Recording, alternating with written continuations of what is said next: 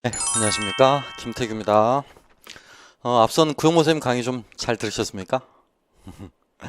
반갑습니다. 어쨌든 지금 라이브 강의 듣고 계신 분 가운데서는 4학년인데 이제 지금 처음 준비하시는 분들도 꽤 많으실 것 같고요. 또 전년도 이렇게 시험 응시하셨는데 결과가 좀 좋지 못해서 다시 이렇게 응시 준비하신 분들도 있으실 것 같고요. 뭐 기타 이외에도 뭐 3학년도 계실 수 있을 것 같고 2학년도 계실 수 있을 것 같아요. 그래서 가급적이면 모든 분들을 다 공통적으로 만족시킬 수 있는 그런 사항들을 중심적으로 해서 말씀을 드릴 거고요. 설명임에도 불구하고 왜 전년도 기출문제를 보여드리고 전년도 기출문제를 바탕으로 해서 가이드라인을 잡아드리는지 그 부분을 잘 좀 유념하시기 바랍니다. 지난주에 이미 그 채점이 다 완료가 된 상태고요. 이제 통계 처리가 남았거든요. 채점 들어가셨던 분들 통계 처리가 남았어요. 그래서 이제 채점 이후에 이제 후일담 또는 후기들 어떤 부분이 정답이고 어떤 부분이 인정답이다. 따라서 그런 답안들의 특성과 채점 기준의 일반적 특성을 알고 새롭게 시험을 준비한다라면 시험을 준비하시는 여러분이 훨씬 더 유리하신 고지를 점할 수 있기 때문에 설명회임에도 불구하고 그러니까 시험 문제를 미처 보시지 못한 선생님들도 계실 거고 또 봤지만 제대로 정답을 모르신 분들도 계실 거고 이런 여러분들이 혼재가 되어 있음에도 불구하고 전년도 기출문제를 토대로 해서 설명드리는 속 사정을 잘 이해해 주시기를 바랍니다. 예, 이제 제가 강의해 드릴 부분은 역사교육, 전년도 시험 문제 가운데 지금 이제 역사교육론 부분하고 서양사 부분 관련해서 말씀을 드릴 건데요. 여러분 지금 그 자료 공지사항에 보시면 보고 계신 사이트의 그 왼쪽 상단에 바가 있는데요. 공지사항란에 보시면 자료가 지금 업로딩 되어 있을 거예요. 업로딩 되어 있는 자료들을 확인해 보시면요. 일단 PPT 자료도 올라가 있고요. 그 다음에 임용 시험 문제, 교육학 전공 AB 문제, 그 다음에 여기 한글 파일. 그러니까 한글 파일은 어떤 거냐면 여기 화면 잠깐 좀 보시면요. 제목이 이렇게 들어가 있어요. 2021년도 임용시험 분석해가지고 이렇게 들어가 있거든요. 이렇게 해서 구형모 쌤하고 저하고 같이 만든 자료예요. 차례를 보시면 2021학년도 임용시험 총평이 들어가 있고요. 그 다음에 이렇게 임용시험 기출문제 분석이라고 표가 들어가 있거든요. 자, 맛배기로만 살짝 보여드릴게요. 총평은 글씨 크기는 어차피 작아서 안 보이실 테니까요. 총평은 이렇게 한 페이지에 걸쳐서 써놨어요. 영역별로요. 이거 전체제 시험 문항의 특성들, 그러니까 기입형이냐 서술형이냐 배점은 어떠하냐 라는 거 써놓은 부분이고요. 이 부분이 이 아랫부분에 이제 영역별로 특성들을 이렇게 좀 써놨어요. 먼저 표를 보시면 역사교육, 서양사, 한국사, 동양사 이 순서대로 돼 있어요. 이게 한 페이지짜리가 지금 이렇게 올라가 있고요. 임용시험 총평이라고 그래서요. 자, 여기 촬영 잠깐 이 부분만 좀 주민 좀 해주실까요? 2021학년 임용시험 총평이라고 써있는 이 부분 좀 주민 좀 해주십시오. 예, 지금 주민하고 있는 그 부분이 첫 페이지고요. 네, 그 다음에 잠깐 주민 멈추겠습니다. 다음 페이지 좀 볼게요. 다음 페이지를 보시면 다시 이 부분 좀 주민 좀 해주시겠습니까? 다음 페이지를 보시면 2021학년도 임용시험 기출문제 분석이라고 들어가 있어요. 이미 우리가 임용시험 보고 나서 하루 쉬고 월요일날 이미 저희가 정답 해설을 다 해드렸었거든요. 그 정답 해설을 했었는데 파일로 정리해서 일부러 올려드리진 않았어요. 그런데 이번에 설명회 때는 지금 이제 채점 기준 내용까지를 전부 다 저희가 알고 있는 상황이기 때문에 그 내용까지 포함해서 이렇게 보시면 세 항목으로 지금 나눠놨습니다. 이제 그 부분만 제가 좀 보여드릴게요. 글씨 크게 확대해서요. 네, 이렇게 부분 보시면 문항 번호, 영역, 배점, 정답률, 난이도 이렇게 구분해놨고요. 옆부분 보시면 답이고요. 답, 모범 답안. 그 다음에 실제 아까 구형모 선생님 말씀하셨죠? 100여 명 정도의 이런 학생들을 우리 가채점 했었다고요. 학생들 분포, 그 다음에 이게 실제 채점에서 어떤 부분에서 점수가 감점이 됐는가라고 이렇게 이런 부분 써놨어요.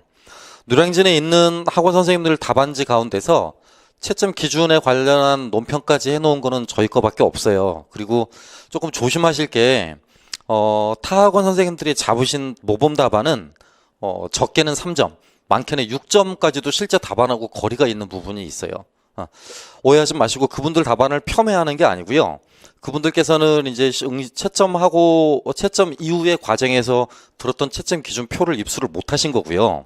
또 그에 관한 후일담을 듣지 못하신 거기 때문에 오류가 날 수 있습니다. 하지만 저희는 그런 부분 전부 다 교정해서 지금 올려드린 거예요. 모범 답안이나 인정 답안까지요. 그러니까 가급적이면 전년도 정답을 내가 정확히 알고 싶다라는 생각이 드신다라면 올려드린 한글 파일 내용들을 그 내용들을 꼼꼼하게 읽어보시면 되겠습니다. 이 한글 파일 내용이 뒤에 보시면 알겠지만 3페이지가량 이렇게 들어가 있어요. A형, B형 이렇게 나누어서 4페이지가 이렇게 들어가 있습니다. 그러니까 강의 끝나시고 난 다음에 꼭 꼼꼼하게 한 번씩 읽어보셔야 되고요. 특히나 전년도 시험을 응시하셨던 선생님들이 계신다면 그분들은 당장 오늘이라도 기출문제 다운받으시고 요 답안지 다운받으셔가지고 두 가지 한번 비교해 보시는 게 공부에 좋은 출발점이 되지 않을까 싶습니다. 예. 그러면 아까 이제 구용모 선생님이 이어서 강의하셨던 부분 이어서 제가 나머지 부분들 이제 이야기하도록 하겠습니다. 자, 제가 이야기할 부분은 이제 전년도 기출문항 특성표인데요. 표를 보시고 어떤 내용들이 중요하고 또 어떤 내용들이 나왔나라고 하는 부분입니다. 먼저 처음 들으신 분도 있을 테니까 총평을 좀 보여드릴게요. 총평을요. 어차피 그 프린트에 있습니다. 여러분 보시면 돼요. 화면에 안 보이신다 그러셔도 당황하지 마시고요. 그 업로딩 되어 있는 파일 열어보시면 누구나 다 볼 수 있습니다. 자, 먼저 제가 담당하고 있는 두 과목 역사 교육론 부분과 서양사 부분을 좀 말씀드리도록 하겠습니다. 보시다시피요. 역사 교육론의 경우는 사례 문항이 여러 문항이 있었습니다. 하지만 직전 연도, 그러니까 2020학년도 문항이죠. 가장 난이도가 높았던 문항인데요. 그 문항보다는 난이도가 높지는 않은 편이었었고요. 좀 차이가 있다면 2020학년도, 그러니까 재작년 문항 같은 경우는, 저번 문항 같은 경우는 교육과정 문항이 굉장히 수월해서 변별력이 떨어졌던 부분이었었어요. 그런데 이번 나왔던 문항은 동아시아사 교육과정에서 나왔었는데 특히 두 개 년도를 비교하는 거였습니다. 두 개의 교육과정을 비교하는 거예요. 하나는 2009년에 개정된 동아시아사 교육과정 내용이었고 그 다음 또 하나가 2015년에 개정된 동아시아사 개정 내용이었어요. 자, 그 부분 실제로 기출문제를 한번 확인해 볼게요. 표가 보이시나요? 네, 보시면 1번 문항이었는데요. 역사교육론 문항이고 소영역은 역사과 교육과정에 해당하는 2점짜리 기입형 문항입니다. 기입형. 간단한 어휘나 용어, 개념들을 쓰고 있는 것이고요. 문장의 형태로 진술하지 않는 부분입니다. 문장의 형태로 진술하지 않는 부분이요. 예, 다시 여기 화면을 보시면요. 두 개를 이렇게 비교를 하고 있죠. 하나는 2009년 동아시아사 교육과정 내용이고요. 또 하나는 2015년 동아시아사 교육과정 비교 내용입니다. 이미 전년도 9, 10, 11월 달에 수차례 언급한 바 있었습니다. 교육과정 문제가 어렵게 나온다라면 두 차례 이렇게 비교하는 문제가 나올 수 있다. 그래서 그 비교하는 문제에 대응해서 저하고 동형 문제도 여러 차례 풀어본 바 있었고요. 심지어 이 밑에 나와 있는 지문 자체는 거의 동일했었습니다. 혹여 구용모 선생님이나 제가 말하고 있는 부분에서 실제 그럼 학원에서 풀어본 문제하고 시험하고 일치도가 어느 정도 됩니까? 라는 부분을 직접 확인하시고 싶으시다면요. 수강하셨던 학생들이 직접 써주신 것들이 굉장히 많이 올라가 있거든요. 블로그 같은데 그걸 일부러 저희 카페 이벤트란에 지금 올려놨어요. 저희 카페를 들어가시면 이벤트란 들어가 보세요. 그러면 적중도, 그래서 문항 적중도 이벤트라고 있을 거예요. 거기 보시면 학생들이 실제로 전년도에 학원에서 썼던 문제들 그대로 사진 찍고 올해 시험 문제, 이 시험 문제 그대로 사진 찍고 이렇게 비교해 놓고 표를 올려둔 것들이 굉장히 많이 있습니다. 해당 부분들을 꼭 한번 보셨으면 좋겠어요. 카페 회원 가입을 하셔서 이벤트란을 참고하십시오. 그러면 문항 적중도 관련한 내용도 들어가 있고요. 교재요. 교재를 어떻게 단권화했는가, 교재가 어떤 면에서 장단점이 있는가라는 부분도 굉장히 많이 잘 언급해 놓은 부분들이 있어요. 수강하셨던 선생님들이 써주신 거기 때문에 어떤 위조도 없습니다. 개작된 거 그런 것도 없고요. 사실 그대로입니다.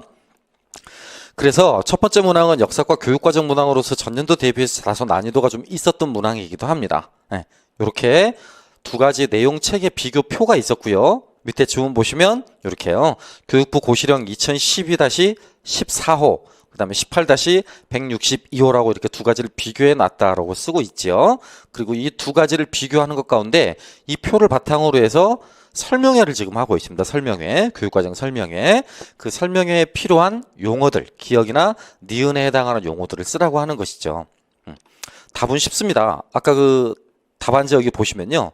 기억에 들어가야 될 부분이 지역, 니은이 동아시아 학습의 의 이런 부분입니다. 다시 한번 문제 보시면 이 부분에 날로 증대되고 있는 역동적인 지역이라고 보고 있다라고 하고 있는데요. 실제 시험 채점을 매셨던 분들 같은 경우는 지역뿐만이 아니라 지역 세계까지도 공유를 했었습니다.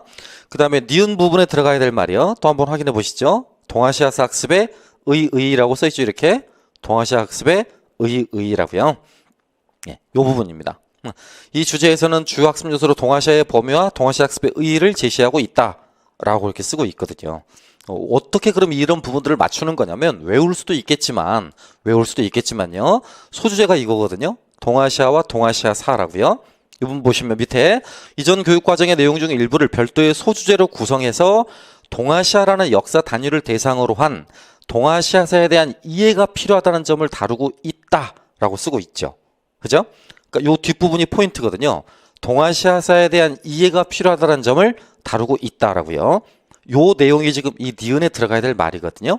요 앞부분에는 동아시아사의 범위라는 말이 들어가 있죠. 왜냐하면 여기 동아시아라는 역사 단위라는 말이 여기에 해당하는 표현이니까요. 그리고 밑에 설명도 하고 있습니다. 이제 동아시아의 범위라는 말은 이렇게 지역적 범위를 여기까지 포함한다라고 쓰고 있고 동아시아 학습의 의라는 말은 이렇게요. 왜 이 과목을 배워야 되는 건가? 그죠? 이 과목을 배우는 목적이죠. 그래서 뭐 동아시아 학습의 목적 뭐 그렇게 쓰셔도 크게 오타나는 답은 아닙니다. 잘못된 답은 아닙니다. 자, 이렇게 해서 어쨌든 다시 아까 PPT 화면으로 돌아가면요. 예, 첫 번째 문항 같은 경우는 지금 역사교육론이 그런 식으로 교육과정 문항이 시험 문제가 지금 출제가 됐었습니다. 그래서 죄송합니다. 제가 슬라이드를 잘못 넘겼네요. 그래서 보시면 전공 A 부분에 지금 1번 문항을 지금 이렇게 저랑 같이 보셨고요. 그 다음요. 나머지 부분도 한번 간략하게만 봐볼게요. 이렇게 보는 가장 큰 이유는 지금 답을 찾으라 라는 얘기는 절대 아닙니다. 주목할 만한 부분이 몇 가지 있다라는 거죠. 4번 같은 경우가 이제 서양사 기입형 2점짜리 문항이었었는데요. 실제로 이제 그리스 역사 이전 부분이 시험 문제로 출제된 지가 4년째입니다. 4년째. 그러니까 그리스사나 로마사의 비중이 갈수록 줄어들고 있고요. 그리스사 로마사의 비중보다는 그 앞선 시기, 그러니까 시기적으로 치자라면 BCE 800년 이전 부분의 시기가 지금 시험 문제 굉장히 많이 출제되고 있는 상황이에요. 그래서 그런 부분에 관련한 문항들을 잘 풀어봐야 된다라고 수차례 언급한 바 있었고요. 이건 역시 모의고사 때 거의 비슷한 지문으로 풀어본 바 있었습니다. 페르시아 전쟁 관련한 부분이어서 난이도가 그다지 높진 않았던 문제였습니다. 그 다음 5번 문제인데요. 5번 문제. 얼핏 보면 5번이 역사교육론 서술형 첫 번째 문제인데요. 이 문항만 보면 소관문 사례다 이렇게 나와 있으니까 아 이거 뭐 글쓰기 가운데 하나인가 보구나. 곧 역사교육 수업 방법으로서 글쓰기 학습에 관계된가 보구나 라고 생각하기가 굉장히 쉬워요. 그런데 실은 이건 사례일 뿐이고요. 곧 학생들의 글쓰기 사례일 뿐이고 여기 나와 있는 문항의 작성 방법을 보면 그와 관련 없는 내용들이 많이 들어가 있어요. 예컨대 류젠의 역사의식의 유형을 쓰라거나 사례를 보고 과거 의미를 서술하라거나 이런 내용들입니다. 또 기억에 니은에 들어가야 될 말을 공통으로 쓰라거나 라고 하는 부분들이요. 그러니까 바꿔 말하면 사례를 제시하고는 있지만 그 사례와 연관해서 구체적인 표현으로 적용해서 답을 쓸 수 있느냐라는 것들을 물어보고 있는 셈이죠. 이렇게 사례 제시형 문항이 굉장히 많아지고 있다는 점, 그것도 조금 주목할 부분이라고 볼 수 있겠습니다.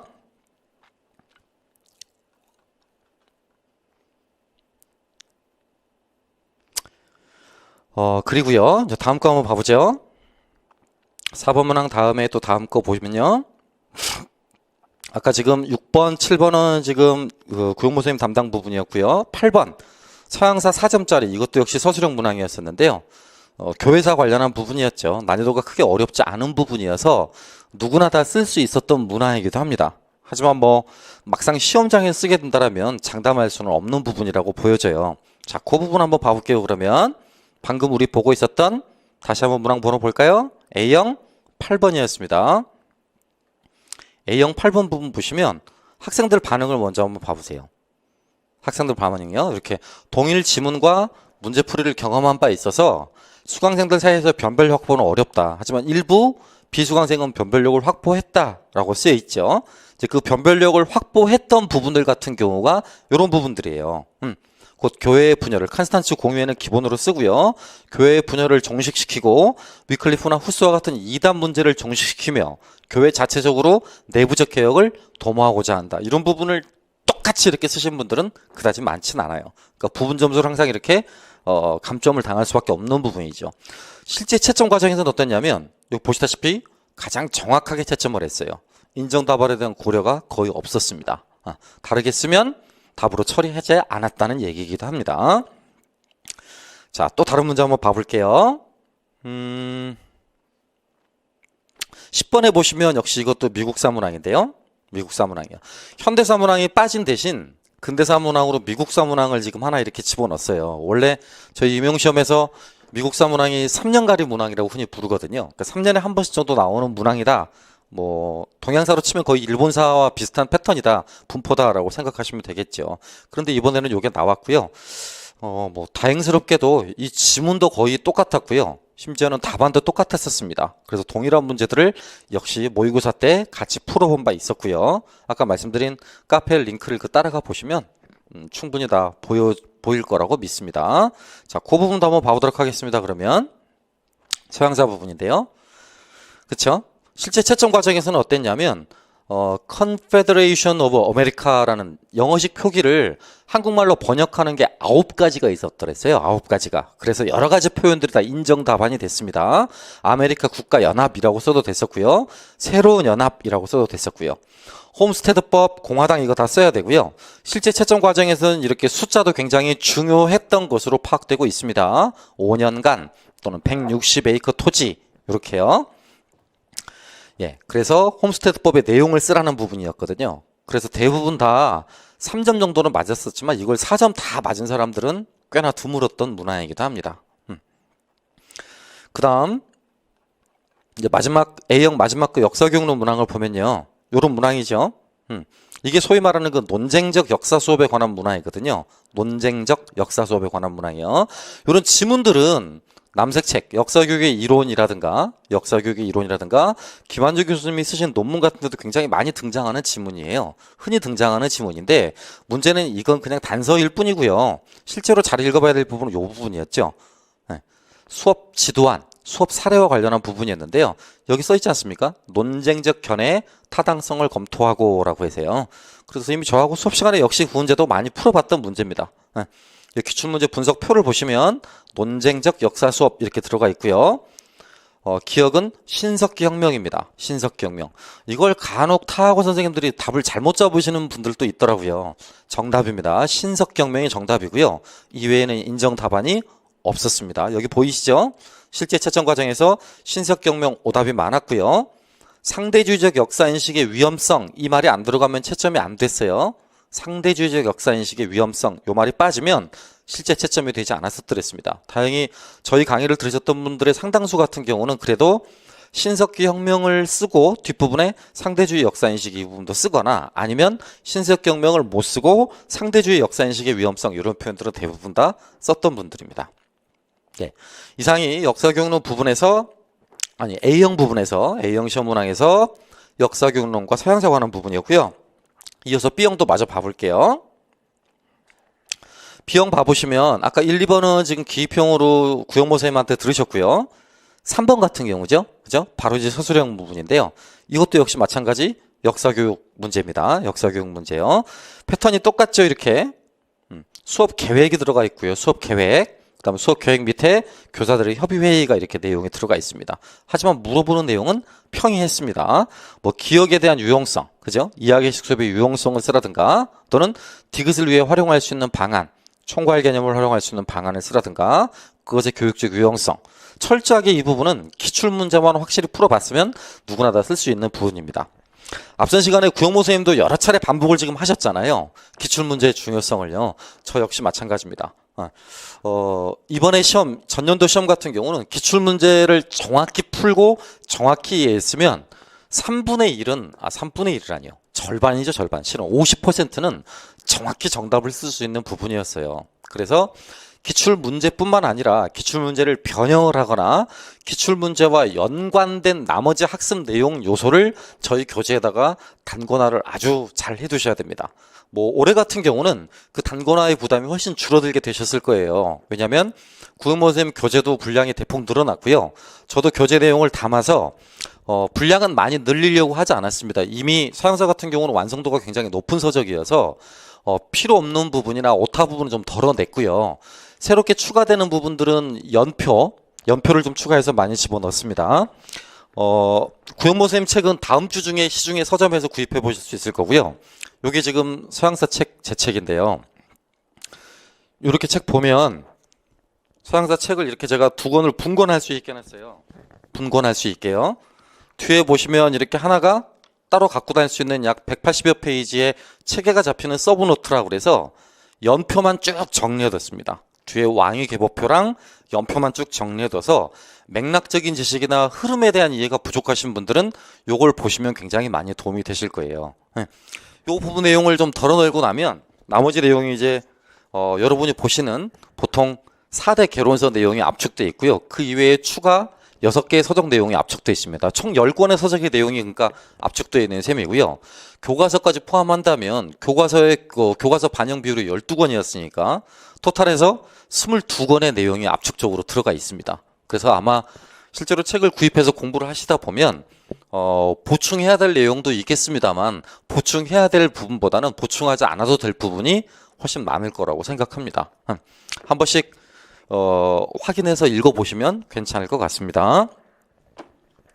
예, 추후에 교재가 어떻게 바뀌었는지 또 교재는 어떻게 활용하면 좋은지에 관련한 부분은 짤막하게 제가 동영상을 찍어서 이렇게 안내를 해드리도록 할게요. 뿐만 아니라 동영상뿐만 아니라 활용 방안에 관한 부분을 제가 간단하게 워드를 쳐서 예쁘게 편집해서 그렇게 다시 올려드리도록 하겠습니다. 아무튼 B형에 들어와 있었던 3번 문항 서술형 4점짜리 문제는 기출문항만 잘 풀어봤어도 충분히 잘 풀 수 있는 문제였고요. 연이은 4번 문항도 역시 마찬가지였습니다. 영국과 프랑스의 식민지 쟁탈전, 그러니까 7년 전쟁 관련한 부분인데요. 이 부분도 이미 시험 문제 기출이 됐던 부분이었었죠. 시야만 넓혀서 이제 유럽 내의 전쟁이 아니라 유럽 바깥에서 이루어지고 있던 해외 식민지 전쟁이었다라는 부분만 공부하셨다라면 크게 어렵지 않은 문제였고요. 이 부분 역시도 여러 차례 학원에서 똑같이 풀어본 문제이기도 했었습니다. 자, 그 다음 5번, 6번 그 두 가지 부분 한국사 동양사과 구형모 선생님 문제였고요. 7번 문제가 이제 역결혼 문제인데요. 이것도 역시 어려운 문제는 아니에요. 요 처음에 들어와 있는 부분이요. 교사가 말하는 수업 개요 부분이에요. 어떻게 수업을 하겠다라고 하는 부분이요. 그 다음 4번이 학생들의 모든별 회의 장면이죠. 모든별 회의 장면이요. 요런 사진들, 사진자료와 글을 바탕으로 해서 아이들이 어떻게 회의를 하고 있는가와 연관한 부분입니다. 그 과정에서 슐만의 교육과정 지식을 물어봤었고요.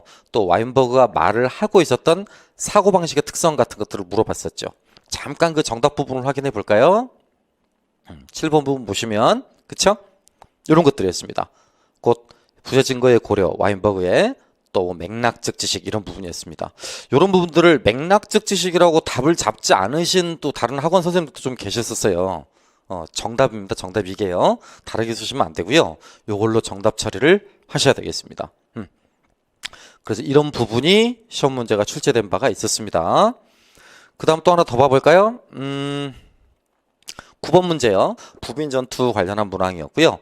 또 마그나 카르타 영국의 대헌장 관련한 문항이었었죠. 난이도 비교적 쉬웠던 문항이었는데요. 학생들의 반응 잠깐 한번 봐보죠. 9번에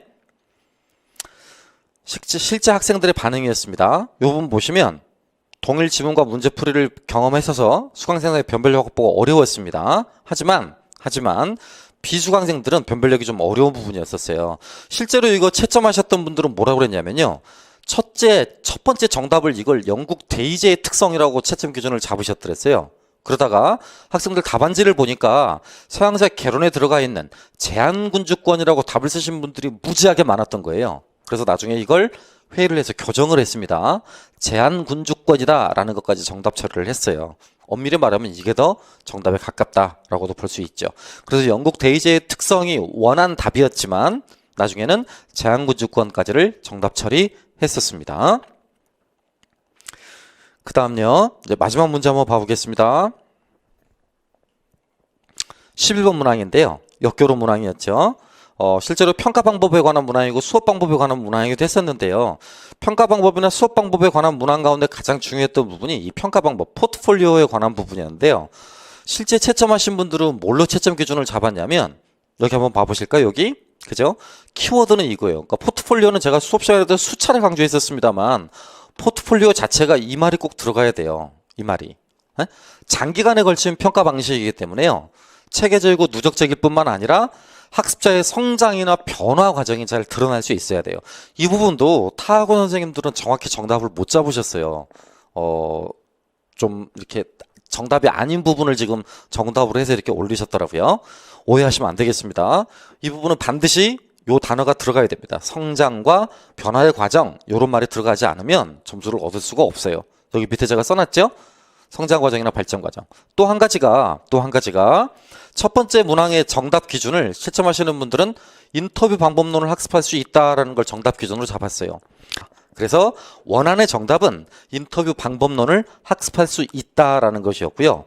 그 다음 부차적인 답, 인정 답안들이 이런 것들이었어요. A 교사가 제시할 수 있는 필요가 있는 활동 내용은 인터뷰 질문에 관련된 유의사항이나 채점 기준을 안내하는 것이다. 여기까지가 정답이었습니다.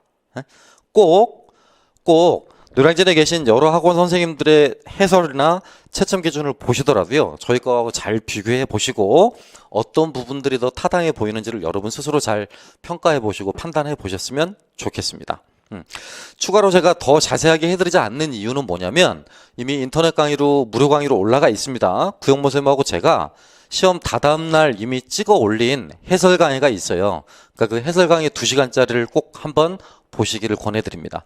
꼭 보셔야 합니다. 강의를 들으시거나 올해 시험 준비를 하신다면 꼭 보셔야 돼요. 네. 두 번째 시간은 이렇게 전년도 기출문제를 토대로 해서 채점 기준하고요. 어떤 사항들이 변화가 되었는가라는 걸 아주 짤막하게만 제가 좀 언급해드렸습니다. 잠깐 좀 쉬셨다가요. 그 다음에 이제 세 번째부터는 구영모 선생님이 어떤 식으로 이제 학원 운영 프로그램에 올라가고 어떤 식으로 학습 방법을 하면 좋은가에 관한 내용을 좀 정리해 드릴 거예요. 잠깐만 좀 쉬었다 뵙겠습니다.